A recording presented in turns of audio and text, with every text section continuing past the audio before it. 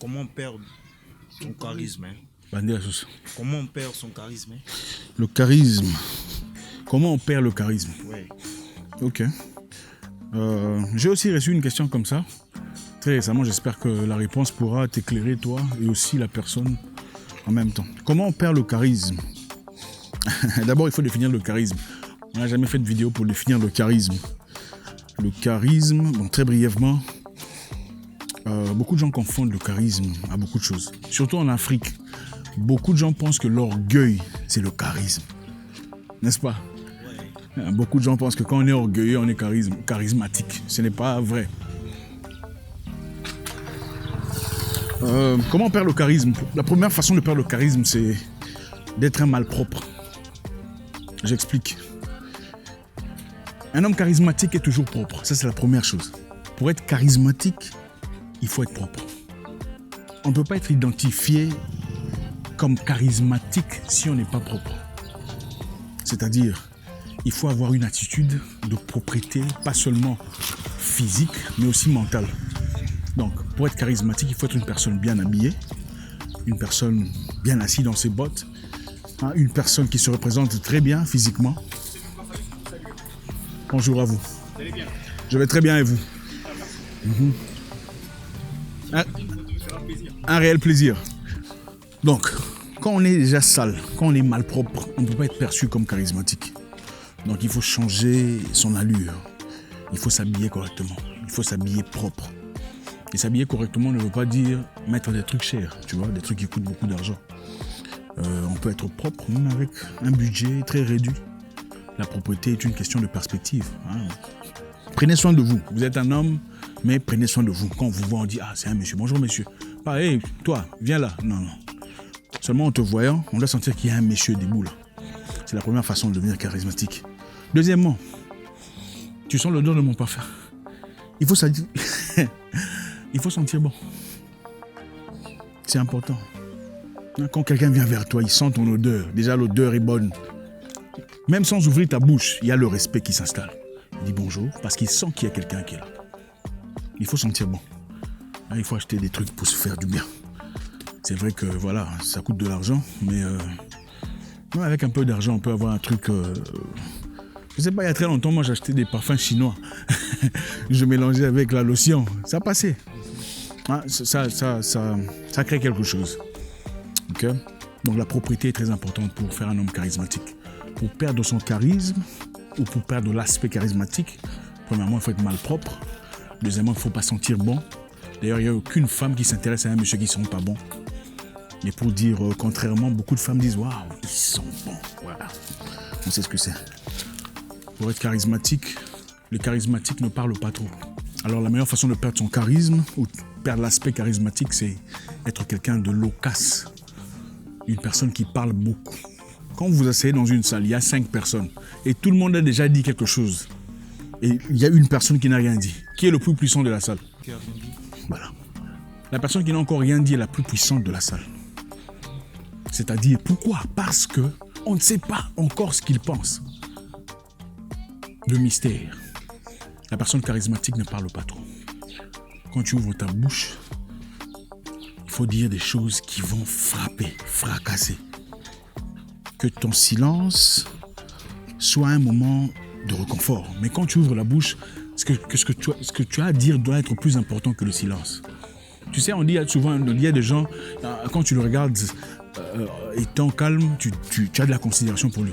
Jusqu'à ce qu'il ouvre sa bouche. Donc, une personne charismatique ne parle pas trop. Le silence est très important. Le silence est d'or. C'est une arme foudroyante. Tu sais, il m'est une fois arrivé, je suis parti voir un monsieur qui me donnait des services. Mais le monsieur n'a pas fait un bon service. Okay? Je suis donc revenu le voir pour discuter sur comment il n'a pas offert le bon service qu'il avait promis. Mais j'ai trouvé sa femme. Et sa femme était une de ces femmes très impolies. Elle a commencé à crier. « Hey, vous voyez? Hey, ici, c'est mon bureau !» et tout ça. J'ai regardé la femme, je n'ai pas répondu. Je n'ai pas ouvert ma bouche. Elle est venue me crier dessus. On était à 2, mais moi je n'ai pas ouvert ma bouche. Elle ne m'a pas parlé. Elle a commencé à crier au monsieur avec qui j'étais. Qu'est-ce qui s'est passé là? Mon calme a reflété le charisme. Je me suis dit, si je me rabaissais au niveau de commencer à discuter avec elle, je me rabaisserais à un niveau où je n'avais jamais été dans le passé. Elle m'a respecté immédiatement à cause de mon calme, parce que je n'avais pas ouvert ma bouche. Donc, il y a un moment dans la vie, il faut savoir se taire. Et le silence reflète votre charisme. Quand vous êtes silencieux, on a peur de vous. 4. Une personne charismatique ne parle pas de lui avec beaucoup d'ostentation. C'est-à-dire, une personne charismatique ne se vante pas tout le temps. Disons, ah, tu sais, moi j'ai fait ça, j'ai acheté une grosse voiture, ça coûtait 20 000 €, ou 30 000, 40 000. Une personne charismatique ne dit pas, tu vois, là c'est... Tu vois le garçon là, Gilbert. On s'est vu l'autre fois, hein. Bon, on est partis ensemble, on a mangé, j'ai payé, on est parti. Ça tue le charisme. Le charisme, c'est le mystère. Quand tu commences à te glorifier toi-même, tu n'es pas charismatique. Il faut savoir qu'il y a des gens qui sont naturellement charismatiques et d'autres qui forcent le charisme ou qui veulent donner l'image charismatique. Ce n'est pas vrai. Ce n'est pas la même chose. Une personne naturellement charismatique est humble. Au fait, le charisme est une combinaison de l'humilité et la puissance. L'humilité et la puissance forment le charisme. L'humilité seule ne peut pas être charismatique. Parce que quand tu es seulement humble, à un moment donné, les gens en abusent. La force seule ou le pouvoir ne peut pas être charismatique. Parce qu'à un moment donné, on a peur de toi et on se lasse de toi. Quand tu es humble et fort en même temps, tu deviens charismatique. Tu as déjà rencontré une personne avec qui tu parles pendant 5 minutes. « Hey, bonjour, comment ça va ?» Tout ça. Et après 5 minutes, il dit « Ah, ça va très bien. » Après 5 minutes, tu te dis « Waouh, c'est un gars génial ce type. Il est très intéressant. » Tu as vraiment envie de le rencontrer. C'est ça le charisme. Donc, il t'a marqué en très peu de mots. Donc, le charisme se travaille encore une fois. Ce n'est pas nécessairement naturel. C'est vrai, il y a des personnes qui ont commencé très jeunes, mais on travaille son charisme. On est propre, bien habillé, on sent bon, on apprend à parler correctement, on apprend à lire, on parle peu, on ne discute pas dans des discussions puériles, dans des discussions stériles, on ne prend pas tous les combats. Okay? Il y a des gens qui viennent se battre avec toi, mais il y a des combats qu'il faut annuler. Tu dis ça n'a pas mon niveau. C'est ça le charisme. Le charisme, ce n'est pas gagner tous les combats. On peut gagner certains combats sans se lancer dans le combat. Seulement en étant charismatique. Le combat te suit, mais tu esquives le combat. Tu restes au-dessus. Pendant que ceux qui t'ont attaqué vont au-dessous. Okay? Je sais qu'il y a beaucoup de choses à dire sur le charisme. Pour finir, peut-être je te dirais, une personne charismatique doit être sympathique. Il faut être génial. Bonjour, comment ça va? Ça va très bien. Bref, fini. Bonjour, ça va? Vous allez bien? C'est ça le charisme.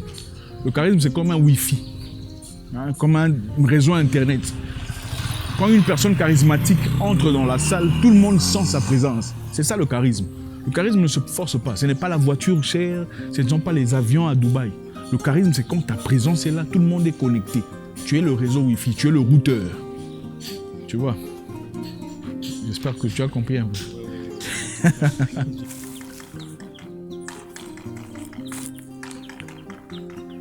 Salut. Hein? Tu sais, quand tu es quelqu'un de bien dans le cœur, même les animaux le sentent. Boni papa. Bon sang ketchit.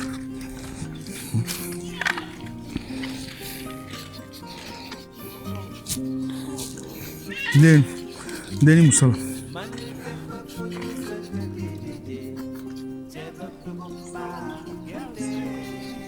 Musala pasi.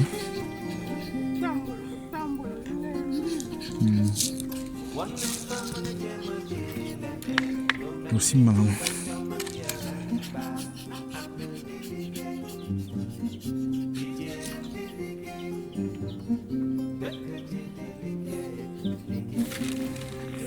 Hein?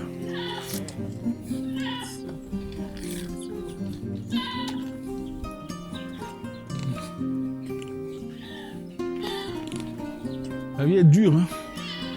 Ah, les gens se battent chaque jour pour être bien. C'est pas facile. Si seulement on avait un peu plus de bonté dans la vie, un peu plus de tolérance les uns des autres.